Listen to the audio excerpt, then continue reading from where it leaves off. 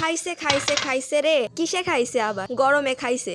এই দজ্জাল গরম জব্দ করতেছে সেই শীত প্রেমীদেরকে, যারা কইতো আই লাভ উইন্টার। ওই কারণের গরম যেন রাগেটাকে গরম হয়ে আমাকে সেই গরম দিচ্ছে। এখন গরম রে তো কাবু করতে হবি, আর ওই জন্যই টকই হলো আমাদের একমাত্র ভ্যাকসিন। কিন্তু এই খাওয়ার ভ্যাকসিন তো শুধু শুধু খালি হয় না, তাই প্রথমেই নিয়ে নিছি একেবারে বড় সড়ো মাপের পেয়ারা। এক নাগারে পেয়ারার দিকে চায়না থেকে আমার মতোই পেয়ারাটারে কেটে নিতে হবে, আর এরপরে নিতে হবে ধনিয়া পাতা আর কাঁচামরিচ। ও মা গো, এইটাই আমাকে সেই ভ্যাকসিন। এই তেঁতুলটারে কিন্তু এমনি করেই পেস্টের মধ্যে ছুঁড়ে ফেলা দিতে হবে। আমি শিওর যে আপনারা এতক্ষণে বুঝে গেছেন আমি কি বানাতে চলেছি। তেঁতুল দেখেই যেন জিভে জল চলে আইলো রে। কি আর করার, ওই জলটুকু ফেলে না দিয়ে ব্যবহার করে ফেললাম। আর আপনাদেরও ওই পরামর্শই দিচ্ছি, আপনারাও কিন্তু এরকম পানি বা জল কোনো কিছু নষ্ট করবেন না।